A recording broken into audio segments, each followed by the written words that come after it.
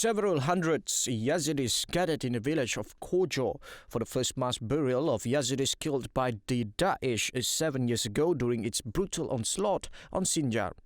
Amid high security measures, relatives of the victims carried 104 coffins into the village of Kojo, where Yazidis from Iraq and abroad, official delegations and civil society organizations were waiting near a newly founded cemetery. In 2014, more than 3,000 Yazidis were killed and nearly 7,000 Yazidi women and girls were abducted and sexually abused by the Daesh militant in northern Iraq in a campaign described by the United Nations as genocide. The first exhumations of mass graves began in March 2019, led by the United Nations investigative team to promote accountability for crimes committed by Daesh in collaboration with the Iraqi government. So far, 19 mass graves exhumations were concluded. Head of UNITAD, Karim Khan, told Reuters among the over 80 mass graves found in the area. This return was the first, with 104 bodies brought back to the village of Kojo. The bodies were identified through DNA analysis after samples taken from the remains found in Kojo were matched with those of relatives.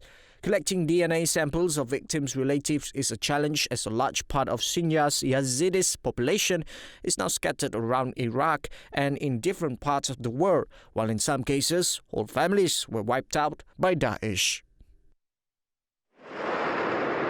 President Joe Biden announced on Thursday that the U.S. would no longer support the Saudi Arabia-led military campaign in Yemen, a 6-year conflict that's been widely seen as a proxy war between Saudi Arabia and Iran. This war has to end.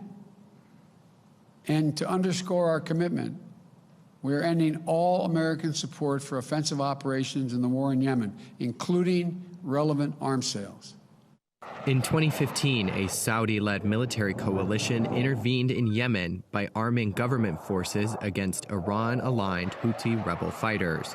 In his remarks, Biden added the conflict has created a humanitarian catastrophe, one the United Nations says is the world's biggest, with millions of Yemeni people on the verge of large-scale famine.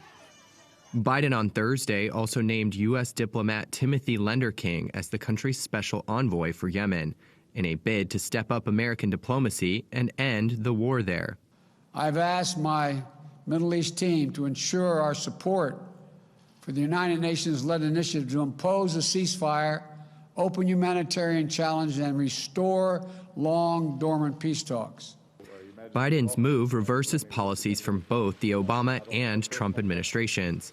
Trump's policy was focused on forcing Iran back into talks over its nuclear program and maintaining close ties with Saudi Arabia, including U.S. arms sales. That was despite demands by Republican and Democratic lawmakers for an end to U.S. support for Saudi Arabia as the humanitarian crisis in Yemen worsened. But Biden said the U.S. will continue to help Saudi Arabia defend against Iran-supplied forces in the region. Saudi Arabia welcomed those commitments, according to its state-run news agency.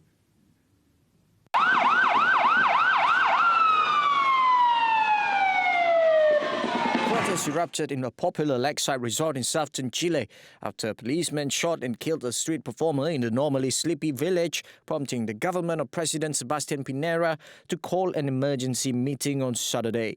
Astonished attacked several public buildings in Panguipuli late on Friday, including the municipal headquarters, which was still smoldering early on Saturday. Protesters also set burning barricades and threw rocks at the police station, according to official and local media reports. Wider protests since late 2019 have put the country's Carabinero police force under intense scrutiny, with local and international watchdog groups alleging excessive use of force and human rights violations. Chilean police have detained the officer involved in the shooting while it is investigated, according to officials who said the protests had slowed the evidence-gathering process. Interior Minister Rodrigo Delgado, who convened his staff on Saturday to discuss the events, condemned the arson and promised justice would be served in the shooting. about national security. This might seem like any other kids' cartoon, but it's actually part of Hong Kong's controversial new guidelines for schools, which teach children as young as 6 about national security, including subversion and collusion with foreign forces. One country, two systems.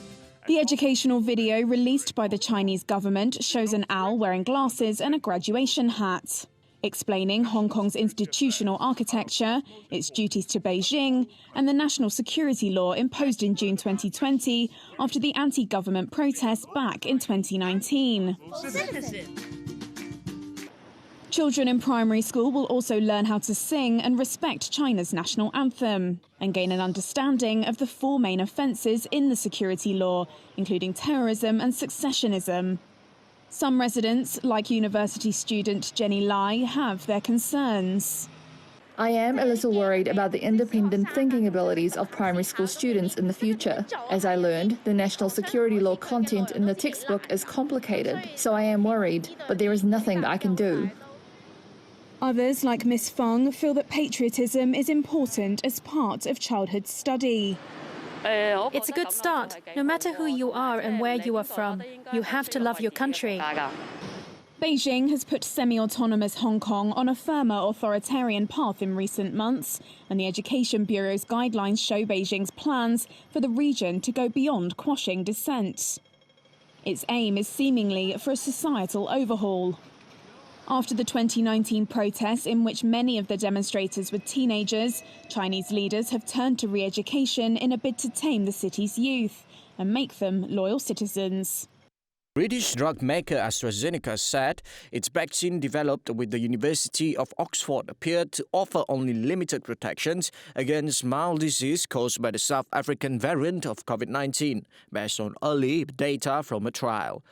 The study from South Africa's University of the Witwatersrand and Oxford University showed the vaccine had significantly reduced efficacy against the South African variant, according to a Financial Times report published earlier in the day.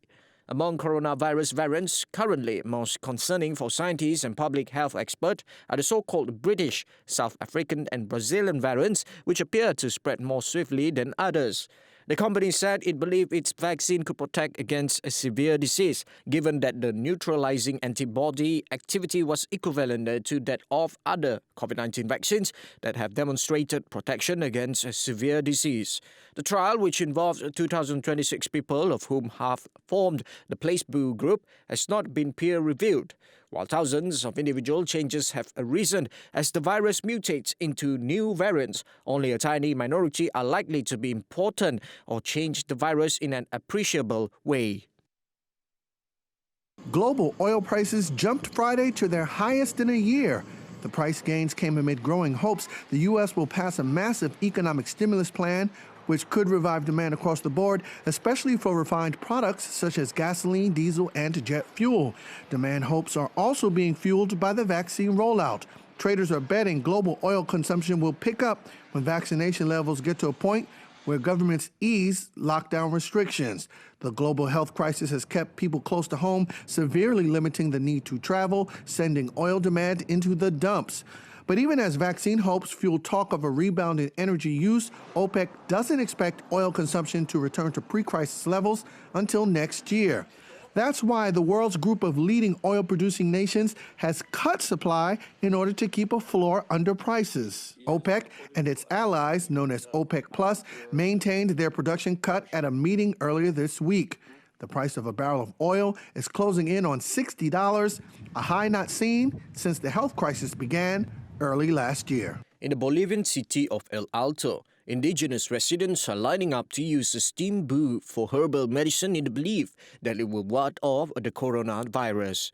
Locals step inside the booth and receive a steam treatment with herbs such as eucalyptus and chamomile. Although modern medicine has not established a link between stopping coronavirus and herbal medicine, these locals say this pre-Hispanic tradition works by boosting the body's respiratory system. Bolivia is among South America's poorest countries, and the second wave of coronavirus cases has pummeled its ailing healthcare system, pushing many hospitals to the brink of collapse. The Andean country has reported 225,910 infections and 10,687 deaths from COVID-19 since the outbreak began. Infections in recent days have reached 80% of the first wave peak.